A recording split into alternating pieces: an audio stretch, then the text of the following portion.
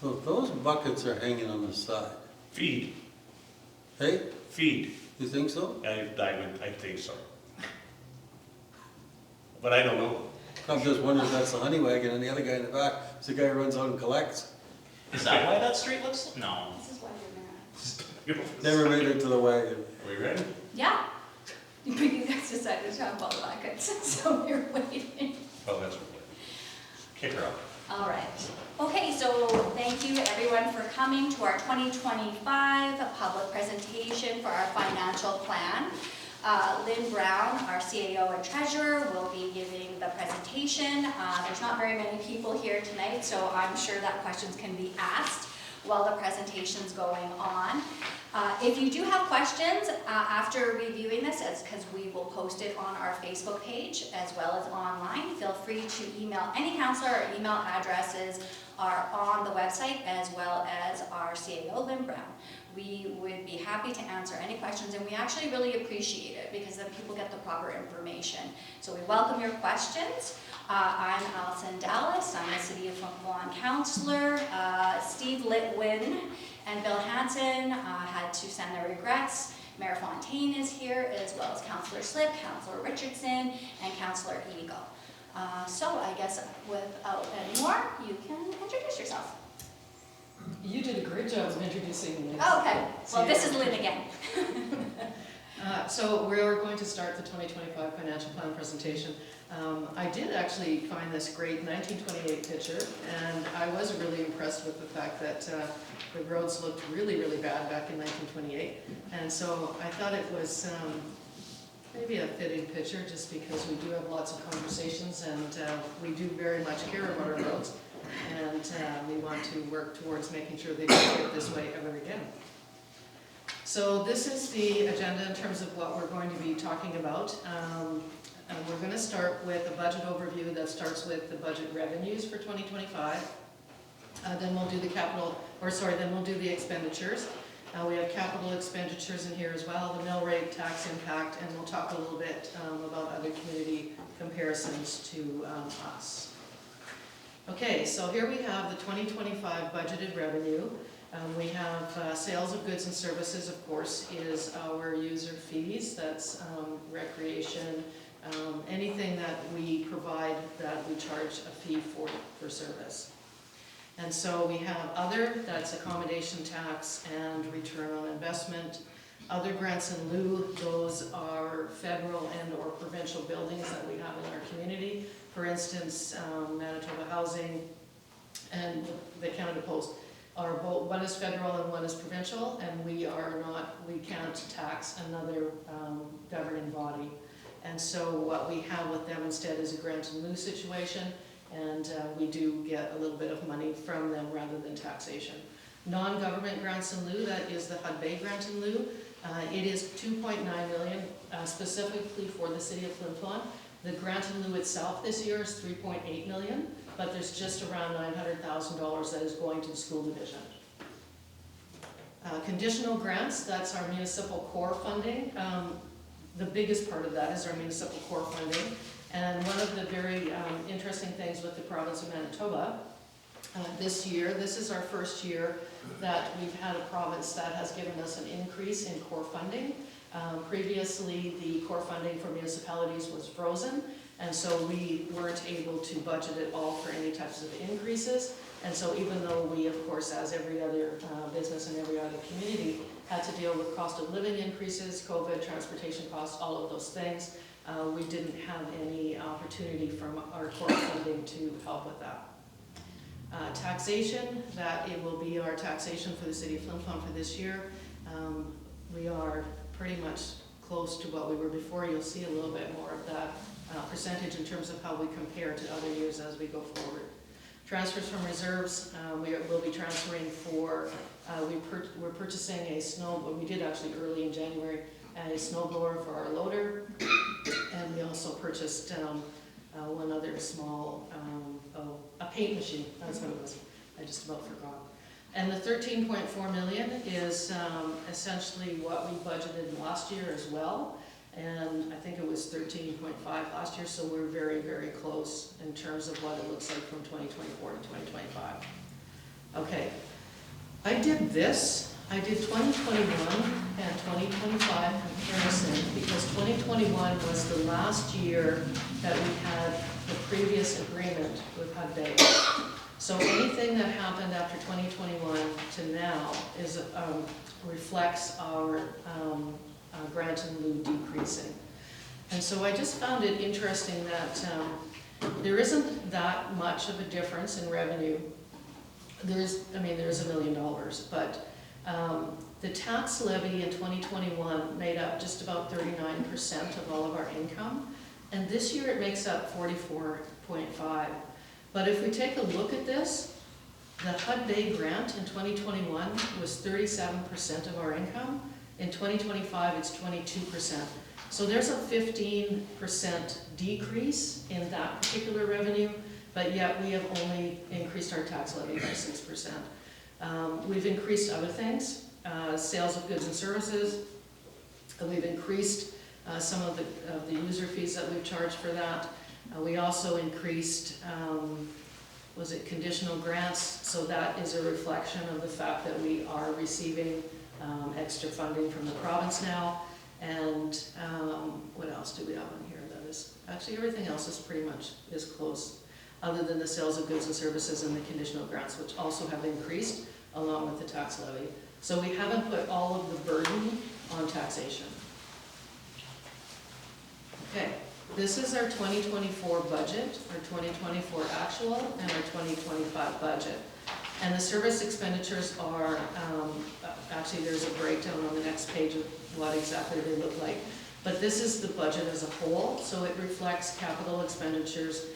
You can also see that debenture debt payments, that there's a difference in the 2025 budget to the 2024 actual. And that reflects the loss of having to pay the one debenture that is now closed with regards to our water facilities. Transfer to reserves, there's a little bit of a difference there as well, and that reflects that we're doing some leasing, and we're not necessarily transferring as much into reserves because we're not purchasing outright the large pieces of equipment. Allowance for tax assets, you see that in the 2024 actual, there's a large number there, and what that was is we, over a number of years, we've been putting aside 50 to 25,000 for that allowance, but we ended up having a larger loss, like it not being able to get a larger bad debt expense is what I'm trying to say. And so we recognized that in 2024 and wrote off some of that. And so in 2025, we're back to what we originally were working on. We'll see how that goes. I might end up having to change that over the years, but we can always work forward and see what we can do with that. Lynn, can you explain what that bad debt means, so people understand what that 246,000 means? Well, and it wasn't just from last year, like it was an accumulation of bad debt expenses, and so what has happened is things aren't getting paid.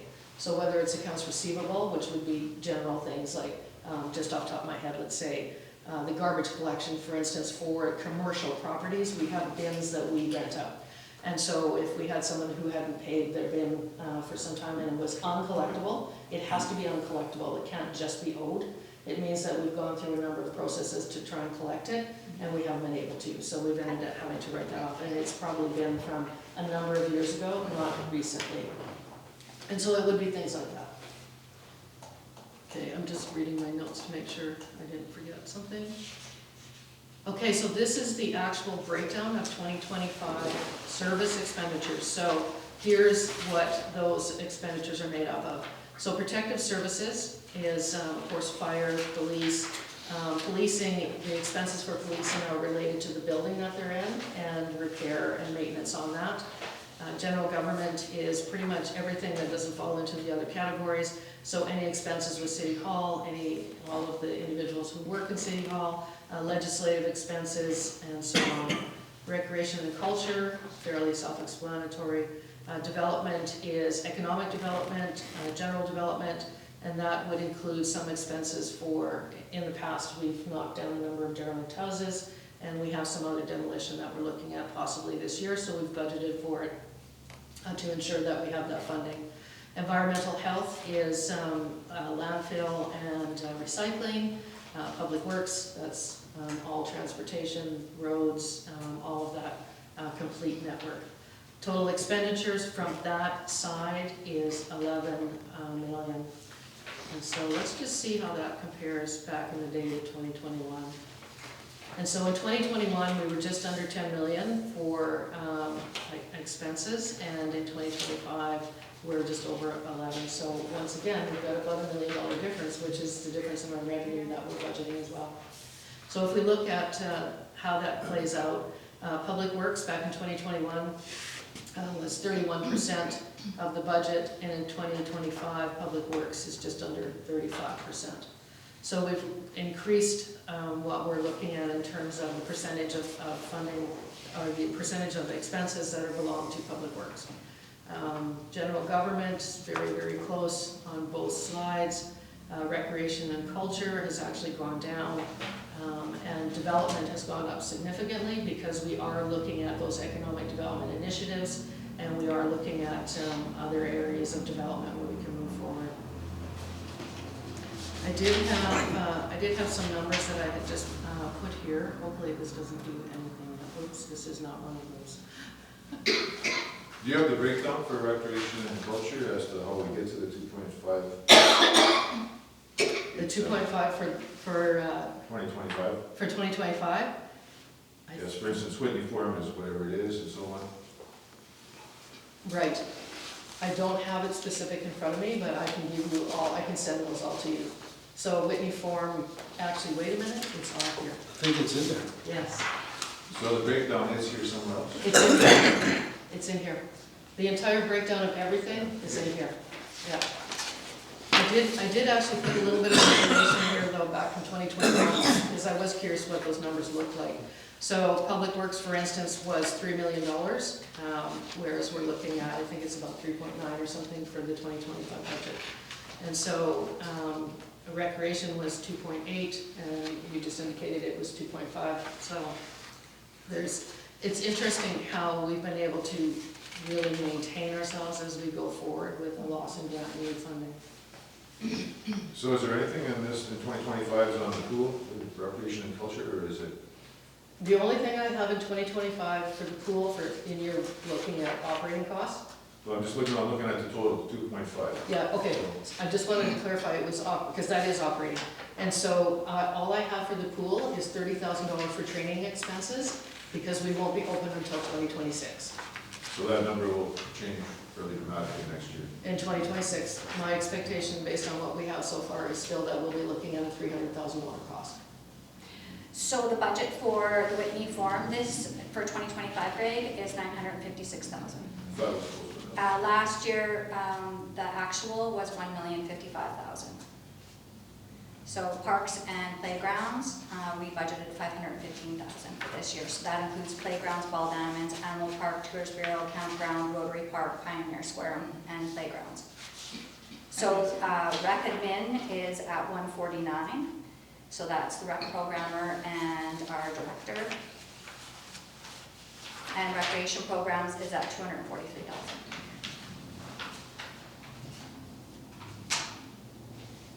Okay, I have capital projects up here.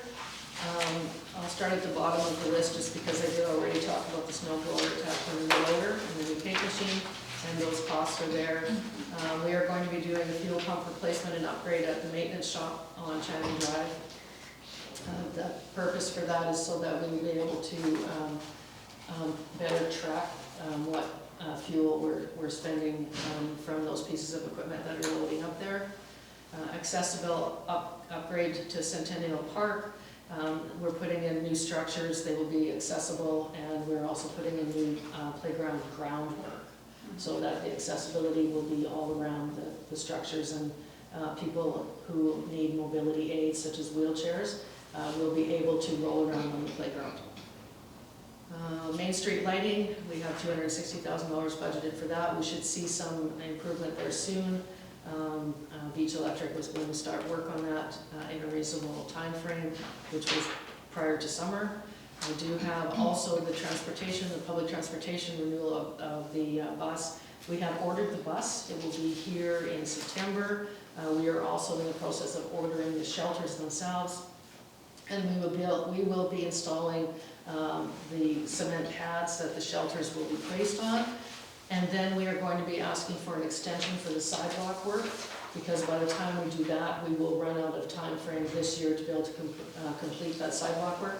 And so the sidewalk work is likely to be done in spring and summer of 2026. Aqua Center, ongoing construction, we're about halfway done. And so I'm just showing the 8.5 million because that's the halfway point. I do have some more numbers on the side in my little notes here though. Let's see. The Aqua Center is ahead of schedule, and what is left in terms of budget to actually expend is 3.9 million, and that's as of May. Our expectation is that the Aqua Center will be finished prior to the end of this year, which is why we'll be able to start a little bit of training, but we won't be open to the public until we're trained up and ready to go and fully understand the new systems that we have that are different than what we had in the previous one. The expectation that Kate has indicated would be early spring of 2026.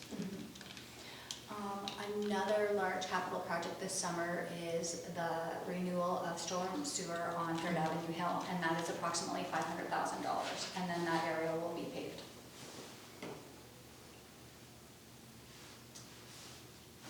Okay, we've made it to the mill rate. The breakdown is here in terms of the different things that we pay for, such as we still have some debentures for utilities. We have a small debenture that runs out, I believe, in 2027 for the Main Street work that was done a number of years ago. Of course, our general reserve allocation, because we do put some money into that reserve, and then the small amount for the reserve for equipment. Our general at large, which is everything else we do, is 13 mills, and our total mill rate for 2025 is 19.57, which is the exact same mill rate as 2024. This is how things break out. You can see the large pie. Our 19.57 total mill rate is listed on the bottom, and of course those things I just talked about are broken out. So you can see that the general at-large portion of the city of Flin takes the largest portion of our mill rate. School mill rate is 28.97, and that is 40% of the entire pie. The city of Flin-Flon's budget this year is 13.5 million, and the school division's budget is 18 million. Here's tax impact. The various assessments are across the top. The value 2024 tax impact is the first top portion of that slide, and then the 2025 impact is underneath. So bottom line, as you can see, and this is municipal taxes only, I have not included the school tax in here.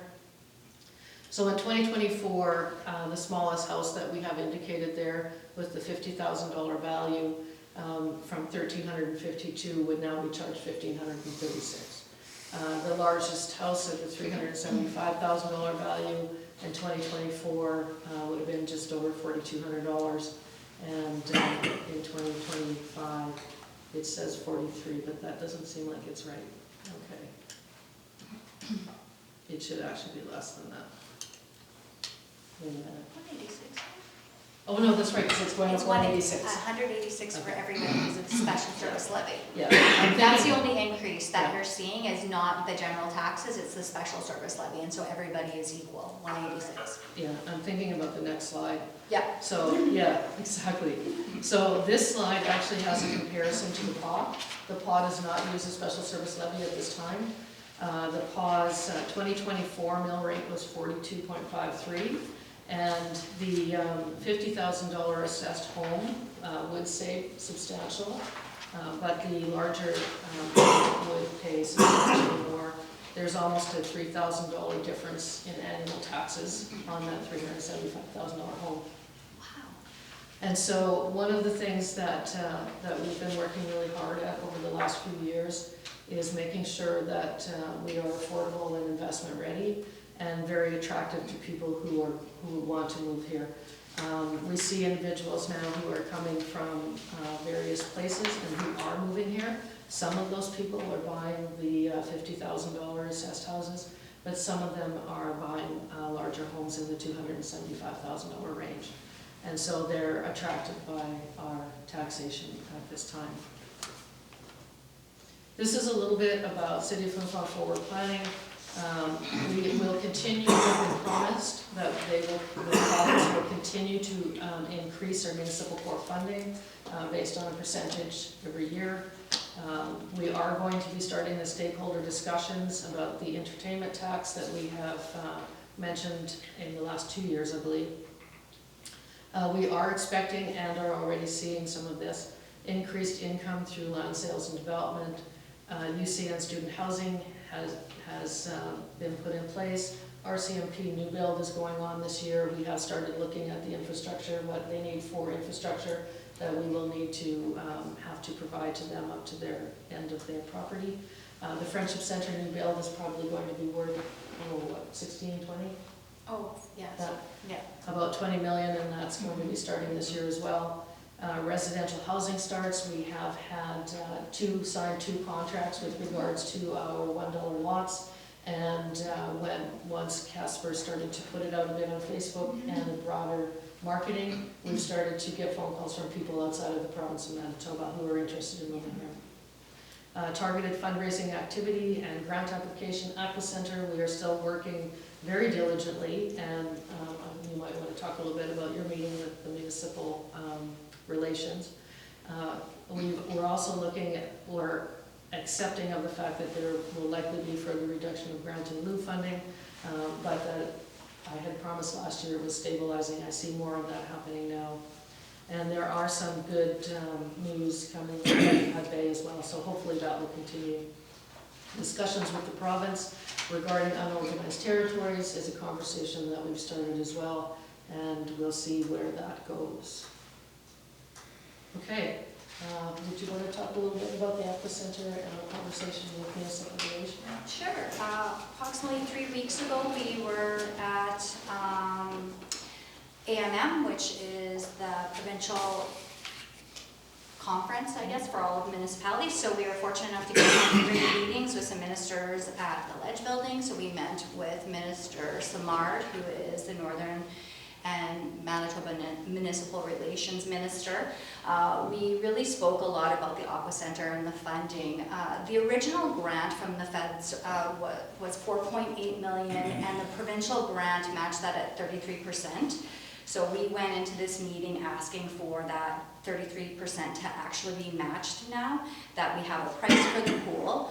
That would mean that the government would, well, we asked for between $3.2 million and $3.5 million to cover the extra of that. So that would be what's outstanding right now, the amount that Lynn was talking about. It was definitely a positive meeting. We were directed to work with the Deputy Minister in regards to a new application. We have granted 3 times and have been turned down 3 times. We were a lot more forceful with the meetings, Mayor Fontaine and Councillor Eagle and myself, with asking an actual amount.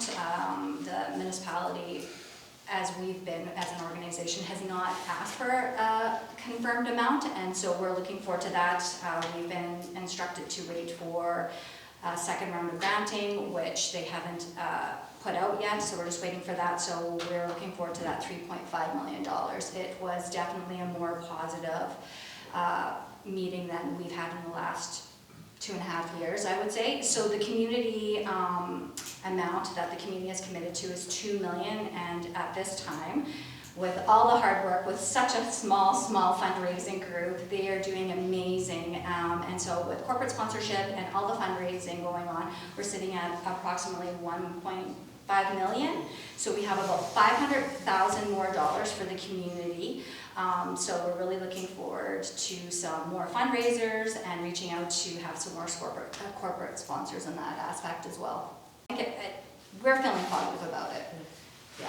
So the $3 million that you asked for, was that from the province? Yes. Yeah, and that would bring them up to that 33% that they had originally, with the previous council, committed to. So I'm just asking, well, we're just asking, the community is just asking for them to match that original 33%, considering it was a $9 million pool before. Well, Good work. If you can Wow. get it. So they gave 3 million before, and the feds gave 4-ish? Yeah.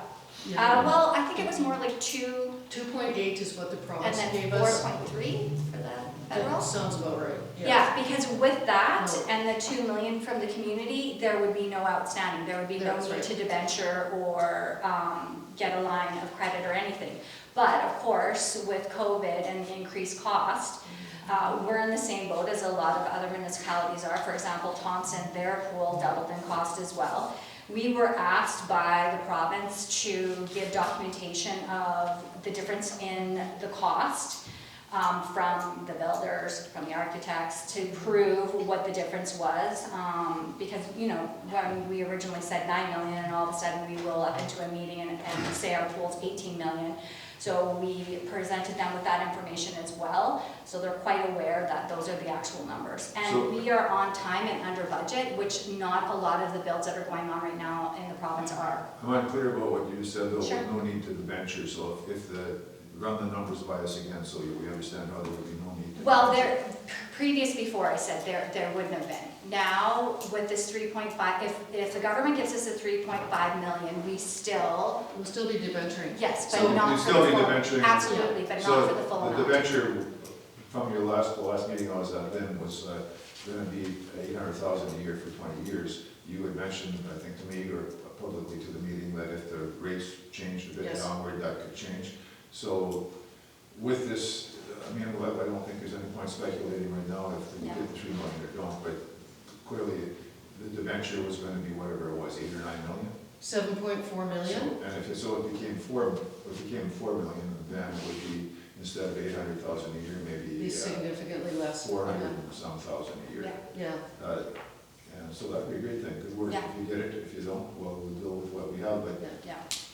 just on this topic, the number of, just got the number, so we had a discussion about it at the last meeting in terms of the number of people that will be paying for the debenture and for the operating costs, not just of the pool, but everything else. And I had mentioned that I would talk to the residents group over in Thompson about the number, and so the number is 2,354. Actually, I'm really glad you brought that up, Greg, because the number is 2,923. Yeah, that's the total. Because it's not just residential, it's No, also commercial. that's not what it said. Okay. So here's exactly what they told me from the official government office. Okay. There are 2,354 taxable rolls in Flin. This includes all residential and commercial properties. There are 2,914 total rolls, including taxable, grant and due, and exempt. So this is an important difference. There are 2,900, you're right with that, but there are only 2,354 that are taxable. And that's the way when you're dividing the debt for any given item, Yeah. you're dividing by a number of 2,354. But the 2923 is what we use for the number for the special service levy. Yeah. And that is what recreation facilities are paid under. So that's the number we actually go with, is the 2923, not the 2300. So, Because every property pays special service levy. so the HBMS properties pay it? H- Theirs is paid through the tax and road. HBMS is not in our, So where do we have, because there's there's limited. 600 number, the difference between 2,354 and Right, but there's 2,900. limited development, so there's railroad properties, for instance, under commercial, industrial. Every single property number, every single property roll, whether it's this big or this big, has a special service levy. And so the special service levy would be the one paying the debenture? Yeah. We've talked about that. We actually, because right now all we have is an approved construction loan. And so, which is a really good time to get the extra 3 million, because we can get rid of half of it. But when we actually get to the debenture and sign on the debenture documents, so we know exactly what the interest rate is, what the actual debenture will be, that's when we make the decision. Right now, it's based on, it was done last year through the financial plan.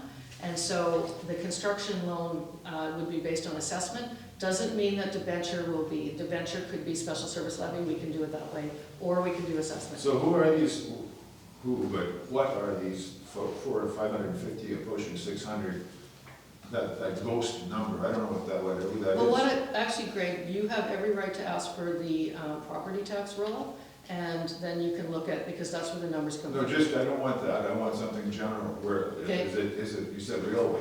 Right, so like the railway runs through our municipality, Yeah.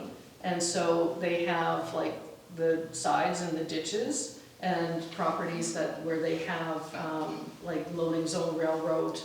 Sure, so, Yeah. but this is a large number, 550. Yeah, it's not just the railroad, it's other properties as well, so. And so you expect to be able to extract Exactly, and money we have in for the past, the every single recreation time. budgets from those 600? Yes, Because absolutely. it's explicit in the information I got, which was, there are 2,354 taxable rules. You're not stating that, are you? No, no. Then you so- have the list, right? Yeah, I do, the property tax roll is, I can give you the pages, there's about 63. Well, I don't want that, I phoned, because I was curious, and I got this number twice, 2,354 taxable rules in Flin. Is that wrong? We also charge the ones that are grant and lieu properties that I just talked about, like Aspen Grove and the federal government buildings, those are all special service levy charged as well. So every single property in this community within our municipal boundaries. And I send that tax roll to the municipal So board. it's misleading when they say 2,354 taxable rules. Misleading to you, she's giving you the explanation that there are an extra 600, and you can see the list if you like, Craig. Yeah, no, I'm not interested in Yeah. seeing Well, illustrations. And maybe it's not actually misleading from the province, and I don't know that either, but I think it really would depend on who's asking the question and what the question is. Like, maybe they're hearing your question differently, I'm just Yeah, no, surmising, I don't It was a know. straightforward question, how many how many? I think part of the Buildings difference are is, big some of the properties have like we can charge a mill rate, some we can't, so that 2,300 are all mill rate properties. Yeah. Where what Lynn's talking about, those properties don't get charged that. For example, Canada Post. But Yeah, they are no. getting charged, They are getting they're charged getting special charged service special levy. service So- levy. So I think that's the difference of the number that you're getting to the number maybe that we're using. Probably, It's part of it, it's Part not of it. all. part but of there's- it, Yeah. that would make sense. Yeah, Yeah, because we don't give them a mill rate. no. Yeah, we can. Okay, well, food for thought. And It's a Absolutely. number Yeah. it's a number that needs to be known so And it's that definitely you misleading, guys right, can if make you the call it, calculations. so. Actually, it is in that document, on the one page that is sideways, keep going. It says page 8, but it's really tiny, so keep going. Oh, we missed it. I went too fast. Yeah. It actually shows how many properties. Here it is. It's this page right here. So I can't see that, but it's in this document? It is in this document, and Page. it does show 2,923, and it does the calculation for the value. And this document that you're looking at is the document that we file with the province as our Which official. page are we on there then? It's page 8. It's very tiny, Craig. It's the page right after utility budget. I think you're on it. Yeah. I would also like to mention while we're waiting, that we never, in our large construction projects, we're also doing $750,000 to about $850,000 in paving this summer. So I think that's great too. That's also part of our budget this year. So if we look at just the paving and the sidewalks and the bus and Third Avenue sewer, that's about $2 million in projects this summer, which is fantastic.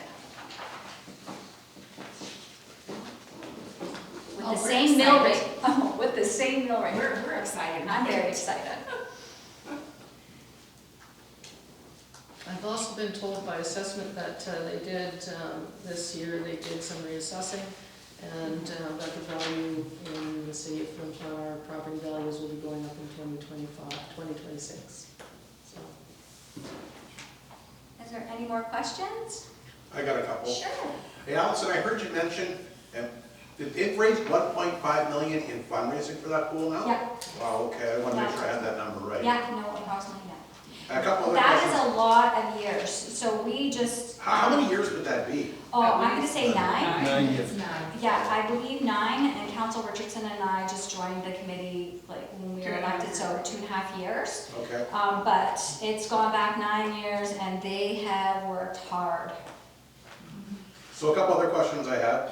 I heard you mention the Whitney Forum, the costs were down this year. How were you able to save money specifically? Was it less staff? Like, how'd you do that? Actually, we saved quite a bit of money on our energy costs. So we had done some work, and then we also have someone who was very knowledgeable about how we could do things differently for Okay. energy costs for the Whitney Forum. I also think the curling rink might be. Yeah, so I think we saved about 160,000 in utilities. We also changed out the lights, which was a huge part of that in the curling rink. So yeah, just working and scheduling more efficient and just doing small upgrades to the building and picking away at it. We should be, you have to have money in the bank because the Bombers Yeah. didn't go as far as we'd hoped, so we shut her down. Yeah. So, and again, this entertainment tax, like I've been hearing about this the last 3 or 4 years. I guess my question is, when is this gonna actually start and what's gonna be taxed? Yeah, so I'm just in the process of rounding up the stakeholders, and so the Bombers will be one, Arts Council, probably Trout Festival Committee, any group that utilizes a City of Flin facility to hold an event in. And what we will be looking at is something similar to that they have done in Winnipeg and also other communities, is a 10% tax on the ticket. And when do you expect to start that? We won't be able to start it at the very earliest would be the 2026 taxation time period, because we will need to do public hearing, we'll need to do public engagement, we'll need to do a lot of consultation. Is every group gonna pay the same? Right? We have to, it's not too much different than any of the other public hearings that we do. What we would do is we would put the public hearing together, and then we would ensure that when we went to the table with the province, that they were aware of what those stakeholders had to say. So is everybody gonna pay the same? 10%. 10% on every ticket. So for instance, Annie tickets were $50, it would be $55. And Bomber tickets are, okay. I don't pay, I go with Hardy. They have different age groups, like different Yeah, price ranges for exactly. the box. So it's It's based on 20 what the. bucks. I think it's what the 20 ticket bucks. buys. $20 for an adult, Yeah, so. most tickets, when you're in the city, I mean, any event that I've gone in the last how many years in the city, you always see like the ticket price and then tax or building tax or whatever. It's kind of like an airport tax. And so when we get to the point, if we've been successful with that process, the funds from those events would go directly back into facilities. So for instance, Bomber ticket revenue from the entertainment tax would go back into the Whitney Forum. I think that's all I have. Eric's over there. Yeah, hello, yes, I'm way over in the boonies here. One question I wanted to have was regarding the grant in lieu from Hud Bay. So I'll start with that. Obviously, the last several years it's been declining, and it's expected to, at the very least, continue some trend of decline over the next few years. I don't know if there's still a current agreement between the city and Hud Bay about what level that grant in lieu will be at. Has such a deal been reached, and if so, what are we looking at? There was an agreement that was signed in 2022? Yes. It was before. Before. Yeah. Early 2022. And so that agreement goes to 2027. Okay. In 2027, we will be sitting at the table with Hud Bay again to negotiate, hopefully a better deal for us. So. Okay. Because I remember the signing in 2022, but I also couldn't remember how long that term was, Yeah. if it had already been up or not. No, Um, 27. Yeah, and yeah, okay, so another thing too is in the package here, the listed, let me get exactly the wording here, the tax impact slide here, and the impact on the homes with different appraised worths. Obviously, the general taxes, as it stands right now, would be the same as they were last year. The mill rate's the same. The special service levy is up, which means the overall money paid by taxpayers will go up. But this is listed for residential properties. Knowing how the special service levy was constructed, how would this mean, or what would this look like for different businesses by Praiseworth? They're also based on assessment, right? So it would be based on what your assessed value of your commercial property was. And they are assessed at 65%, not 45%, so there's a higher number that all of our taxation is based on for commercial properties. However, the $1,096 special service levy applies to them in the same way as it does to a residence. From the special service levy hearing, one of the things that I got from that package that was there, and please correct me if I'm wrong on this, was that there was in the past one rate for residential property and then another rate for commercial that was essentially, okay, you pay the residential and then you pay this on top of it. And that was streamlined for this year to only have the one stream. So are we looking at savings then for businesses? Okay, yes, but not necessarily the large commercial businesses, because that particular special service levy didn't affect them anyway. Okay. So what it affected was, and I'll just use a couple of examples. So we have commercial businesses downtown. Some of the owners, they own their building, but they have the building split into more than one space. And so they have their business in one space and they rent out the other part of the space. And so that portion of the levy was meant to be able to capture some taxation, some special service levy to those, specifically to those businesses that were renting, because they didn't own a property, they didn't own a commercial property. What we found happened was that there were a lot of businesses who did own the property, and so then we were giving them an offsetting grant. And by the time we got to the end of the day, it was essentially not conducive to continuing with that, because the offsetting grants were actually eating away into, the amount of money that came from that was really tiny, is what I'm trying to say. Okay. So to simplify it down to its easiest to understand things, because easy to understand is kind of what I like. Residential payers or residential taxpayers will be paying more this year because of the increase in the special service levy, and some commercial property owners will be paying less? That's possible, absolutely. Okay. Yeah, but some residential people are paying less as well. Okay.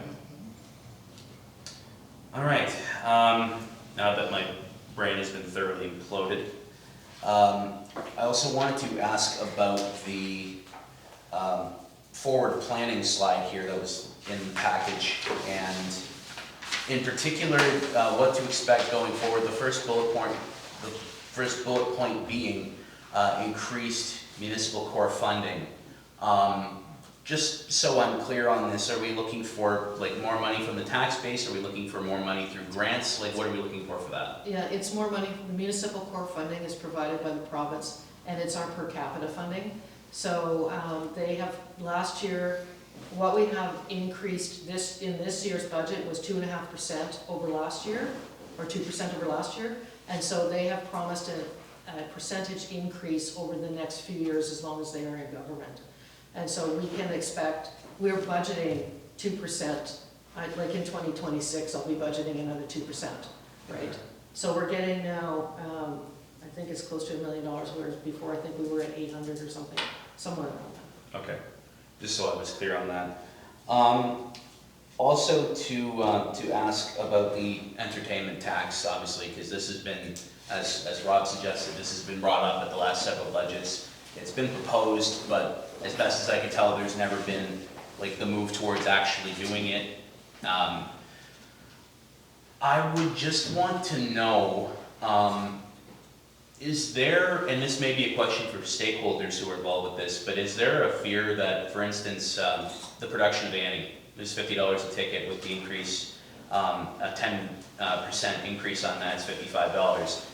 It's not probably going to break the bank for people, but seeing the cost go from 50 to 55 may affect people's decision to go to the show. Or for a Bomber game, a ticket going from 20 to 22.50 or whatever it may be, $22, whatever it is. that may impact some people's decision to go.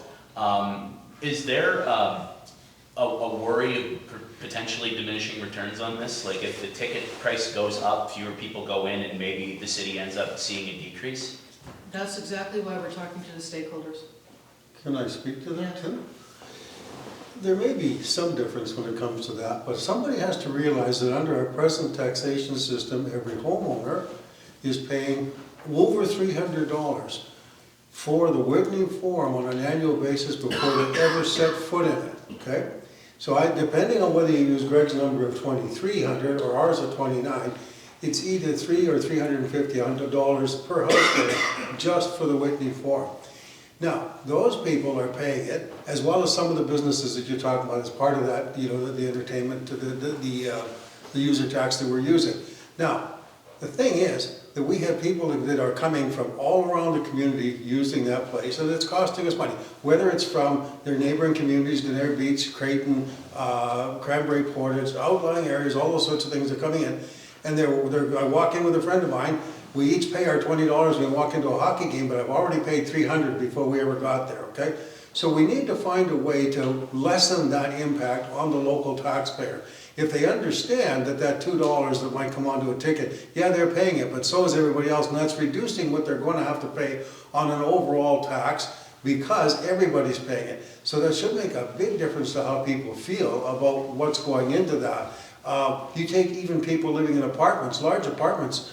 What are we charging for large apartments when it comes to that same, you know, special services? It's the same as a house, right? Yes. So 40 people, 40 families, 40 whatever, living in a big apartment block are paying that one fee that each house on yours and my street are paying. So it's being shared between 40 people. That's not very high right now. So we need to find a way to get those 40 people to actually pay their share towards what's going on with respect to any recreational facilities. And so if they start to have to pay their share, those people in the community, those people on the outside, it's going to reduce the cost for those people who are actually, you know, the homeowners specifically are the ones I'm saying are going to benefit by having that tax. They're going to benefit a great deal. So I think it makes a big difference. It's worth having the discussion, and it's one I'm looking forward to. To add on to what Mayor Fontaine said as well, though, we all know how old the Whitney Forum is. We all know how old the community hall is, so we'll just use those two buildings for right now. But the recreation tax also pays for our parks and everything else. But just those ticket prices alone will help with the infrastructure upgrades that both of those properties are going to need. Roofs, heating upgrade, the parcel of the Whitney Forum, the outside parcel of it, the superstructure, definitely is going to need some work. So that building, everybody knows how old it is, and it is definitely part of Flin-Flon's identity. And we want to make sure that after the Aqua Center is done, that we can start looking at the Whitney Forum as our next big project for recreation. So not only does that equalize the cost for our community and our sister friends and all the other communities and all the other folks, but it also helps with us and long-term planning for the building and upgrades. Okay, so then, first of all, going off of what you said then, is it fair to say that once the Aqua Center build is complete, and granted, the debenture still runs on for quite some time after that, but is it safe to say then that after that project is complete and operational, the next big project to look at for Flin-Flon Recreation or from a city standpoint for capital projects would be some sort of improvement to the forum? I definitely think there has to be some improvement there, as well as the community hall. We can all see the cement stairs. We can see that they need to be replaced. There is definitely some things inside as well that need to be done. If you want to look at the floor, even the stage, the lights, everything. These are huge capital projects. But, you know, we might not be here in a year from now, but we hope that we are looking forward for the next administration as well. You have to keep planning and looking forward and not just thinking about right now. So this is something that will benefit the community for years to come. And the engineering studies Yeah, are still absolutely. here. Those have been done, those have been paid for, and those are valid.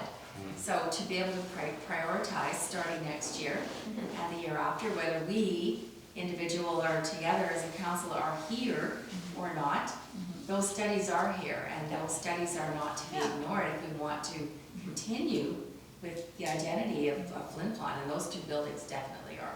I'll say this about the Whitney Forum, that building was built before its time. Yes, I For definitely. how old it is, Yes. it's actually in pretty darn good shape. Absolutely, Yeah. yeah. It just needs some TLC. It does. It's reminiscent of the entire city from Yeah, That building was built very well. Yes. Whoever built it. yeah. To go into another question here, the comparison of tax impact that was given here in the package between Flin Flon and the PAW, it showed that homes with higher appraised properties, a taxpayer will be paying less, and sort of as the appraised price gets higher, there will be more savings for a taxpayer with that home in Flin Flon versus the PAW. But also for lower appraised value homes, the taxes are higher in Flin Flon than they are in the PAW. I'm wondering if there's any sort of way to offset the costs for anybody who is living in a home that is of a lower appraised value, to sort of kind of offset the change that would be relative to other communities. Is there any way to, like, are there any sorts of programs or any qualification or anything like that that somebody living in a home like that can have that would kind of change the picture a little bit for that?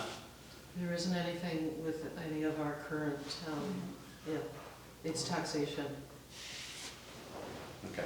We do have, I mean, with the empty vacant lots, we have provided, in the past, we have provided the offsetting grant. But as long as you have a residence and you're living in it and paying taxation, then the special service levy applies. Okay. Also wanted to know too, and my understanding of property taxes is not as sophisticated as a lot of other people's, I'm sure, but would it then be, if somebody puts in a lot of money to improve their home, like let's say they have a home that could be worth more than $100,000, but it's worth less because of state of disrepair or any sort of issue like that, something that would affect the appraised value. If that person renovates that home and gets an appraisal for a higher value, like then are we, like how often do properties in the city end up getting appraised for value? Like is that, how much of an impact would that have for you? Yeah, that's what happens, right? So if you do a major change to your house, for instance, if you have a one-story house right now and you decide to add a two-story, a second story to it, you will be appraised at a higher, you will be assessed at a higher assessment, a higher assessed rate. And it's usually every 2 years, I believe. Yeah. But not a rate, the higher value, not a rate. Yeah. Okay. And Some then, were well, and some were down. yeah, and that reassessment you said is coming in this next fiscal year? Comes every second year, doesn't Comes it? every second year. I believe that they flew over the city in last year, in late 2024.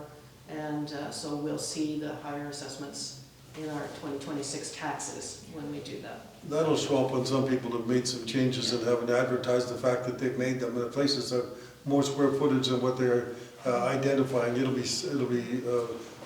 viewed from the aerial shots. Okay. And places that have not got building permits, that have done extensive work. Okay. I was kind of wondered how that works from a city perspective, so I appreciate the knowledge on that.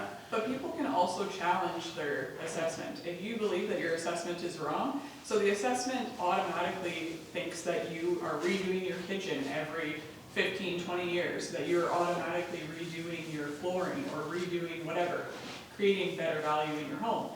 And if you haven't done those improvements, you can absolutely call assessment, see what, when they think that you've blast down your kitchen, and then get it reassessed. And they will come in person and reassess your home. Or vice versa, our basement was developed at one time and it was assessed developed, but flooding and whatever, it's just a basement now, and when I was assessed this year, they asked, has anything changed? And I said that, and my assessment went down. I don't know how much, not very much, I don't think, but it went down. Yeah. Another kind of general question regarding the budget and capital projects is that I know when any body, whether it be a municipality, whether it be a community organization, a company, anything like that, putting together the budget, there's always some things that you kind of wish you could add to it that for whatever reason you can't. Maybe the money's just not there, maybe in the case of municipality, there's a grant that's being pursued that the money hasn't come in for yet or something like that. But you can't always put everything you want into every budget. My question would be is, what are some of the things that had to be cut from this budget, if there are any, because of various different reasons? Maybe timetable not being practical, maybe the money not being practical, something like that. Like, what are we looking at for that? So one thing for sure, and it's come up as of recent, and at the last council meeting, you asked us about it, which is great. I have to say, we appreciate your questions because it does get it out there, Eric. You guys do all the talking, I just asked. Yeah, is the bridge. So that, things like that. This year, like we just said, right? We got about $2.5 million in large projects this summer. So we can't do everything. And one of those things are things like the Pine Bridge. So we had talked about it at last council meeting, which I hope people watch so they can get the proper information. They're riveting viewing. Yes, they are. I know they are. I wish more people would watch. Our whole council wishes. That way you would get the proper information and it wouldn't be just hearsay. But to the point, we did have an engineering study done on all of our bridges, so it included the Pine Bridge. Two options were given to us. So if we were to make it a driving bridge again, at that point, and this is 2 years ago, so I'm sure the price went up. I said this last time. It was approximately $1.8 million. To have it just be a walking bridge 2 years ago was about $600,000.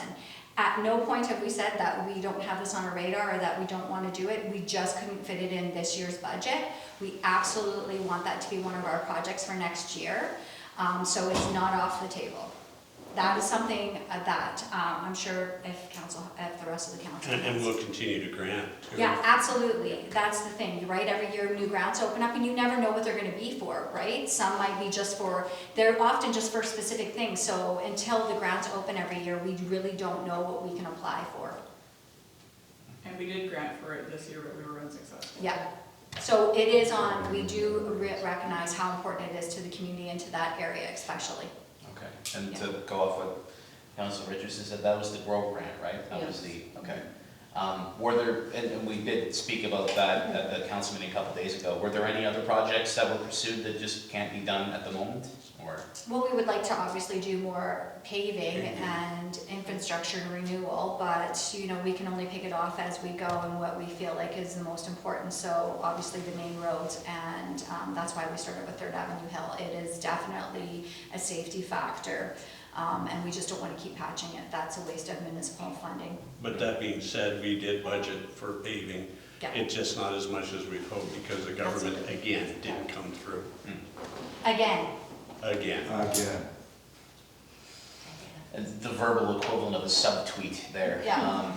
I also wanted to know too that, and it's been discussed a little bit on and off, the South Main Street intersection there that was worked on last year. And obviously that's supposed to be provincial domain, so asking about it here may not necessarily get every answer that I'm looking for, but has there been a timetable for when that's supposed to be done? I know it's supposed to be done around this summer, but has there been more exact details? I don't think so. They're also doing other work to the crosswalks, which are on the provincial highway. So The only timeline on we got is that we're expecting Yeah. a visit from the department Yeah. within the next couple of weeks to look at those things. absolutely, but you also, if you go online, the Manitoba Infrastructure Ministry Department and Highways, they have a list of all the projects that they are doing and have allotted money and funding and time towards for this season. It's either winter construction season for us in the north. So we are on that. You can see what crosswalks they're doing. You can see that the four-way stop, that no matter how much we've told them that the community wants stop signs, Minister Naylor and her team have said, no, there's going to be lights and we don't have a say. But they also have agreed that they will pave it for us, so that's great news as well. So can I ask a question about, so the lights at the corner of the old co-op, is that what you're talking about? Yes. Yes. And they're telling us that we have to have lights there? Yes. Because It's there. The corner works perfectly. Yeah, In we're all- fact, it works better. We all agree. Everybody in town agrees. So, is it not time for us to put on our big boy and girl pants and say no? We have no say. They We don't- met with them already and asked We've them. asked. If we get to say no about that, Greg, we'll be saying no about a couple more things at the same time, including who uses our highway. Because we're getting some threats that there are gonna be large trucks driving down this highway. down the middle of Main Street as well. So Yeah. if we decide to put our big boy pants on, we may be doing it I agree. as a group, as a community, because it'll have to be a group protest. I don't think that we have the actual legal ability to do it I as a agree. council, but as a community, if we raise our backs together, potentially we can make somebody listen to us. Great, I applaud that. We've got a corner in Creighton called, what used to be called Five Corners, which is Yeah. actually five, but Yeah. there's 4 major corners. It works perfectly with no lights. Yeah. Why? Because when you get there in your vehicle, your brain immediately tells you, even if it's a half a second, that person over there they got here first. Yeah. And So- you go, wait, rarely does it happen that there's anybody giving anybody a finger. I've never seen it, in fact. Yeah. But it works better, I think. This works perfectly too, but the government. Well, then it's time. But they're coming up to look, but we also want them to pay. Members of the gallery, Listen to the rational arguments you're bringing forward. the members of the gallery at our last meeting, council meeting, brought up exactly the same point and said, please don't put a light in. Well, again, to whatever extent we have any say in it, like we don't want it, we made it clear we don't want it. How do we stop it? I'm not sure. So I'm glad that you've been working on that. Thank you. Yeah, we've asked a couple times. Minister Naylor has said that quite often when they take out lights, almost all communities come forward and say we don't want them back. They put them back every time, she said. And it's because it's a provincial highway, it's basically their decision. But I'm very happy that they're going to pave it. Yeah. And we did argue about the sidewalk and the corners, because originally they said they weren't going to replace them or help with the cost, because they said the sidewalks are our responsibility, but very quickly we were arguing that, well, they removed the lights, therefore damaged the sidewalk more. So Yeah. therefore it's on them to pay It for should be a that. short discussion. Yeah. If it's a community general consensus, Yeah. that the corner works better without the lights. Yeah, End of discussion. I Yeah. don't disagree with you. No, I don't think that would be the end of discussion. Should be, I think it should be. probably, It's provincial law. it's provincial law, and I think that provincial law is probably partly based on liability. So, you know, if the community decides arbitrarily and tries to talk the government into something and the government Yeah. caves, Yeah. the government is really working against its own legislation. But to your So point, Greg, liability is a big deal. but to your point, Greg, maybe not with that, but we need the community to rise up on a lot of things and help us out. You know, I agree with you, but, you know, there's so many things that we're not getting from the government. Aqua Center funding, the paving Paving, grant. bridge, aqua center. And I think we're making headway, but I think if we have the government, or the people call their MLA, and make a little more stink about it, it would sure help us out a lot. I'm a Saskatchewan resident, so, Ah. but I will say You own this. enough properties Yeah, in you this do. town. You pay I will say taxes. this, I like Manitoba government at the moment better than I like the Saskatchewan government. Sure. We've got that on the record. So, of course, I'm just- low enough. I'm just shaken up by, mark the date down, May 22nd, 2025, City Council and Greg East agreed on something public. It happens, it happens. Actually, more than you It's think. special, that's- This is a long history. I'm sure it happens, but in a public meeting, much less a city budget meeting, like, holy. I will take note though, last year, Greg asked a lot of questions, but still at the end, he said, thank you very much, I know you guys are working hard, so I do appreciate it. It's great to ask questions, and you know what, not everybody should agree with us all the time, and hold us to task, like, that's our responsibility to listen to people. I've got just one more question, because it's been over an hour, and I'm sure Yeah. everybody here wants to go home, so I'm gonna keep it quick. I know the locations that have been listed for repaving, I believe there is 6 of them total. And I want to know how exactly the locations for paving work are picked. Does that come from City Works? Does that come from suggestions from the public, or like where do those ideas come from? Yeah, I think it's a combination, because suggestions from the public come to us in many different ways, right? And so we take those into consideration, and then we also take into consideration, for instance, does it make more sense to do a larger piece in this area because there's more work that needs to be done, or it's just more efficient for paving or whatever. There's lots of things that are taken into consideration. Is it a bus road? Yeah, that too, is it a bus route? Yeah, exactly. Or an And- emergency road or something like Yeah. that. Yes, Yeah. yes, correct. And so, our Director of Works and Operations would have looked at some of the concerns that came in from our citizens over the last year or two, and then as well as the efficiencies that we want to try and make use of. Okay. For once, when I actually said I got one last question at a meeting, I wasn't kidding. That's the last one. Thank you. Thanks, everybody. Thank you. And thank you for watching, everyone. That's it. That's it, thank you.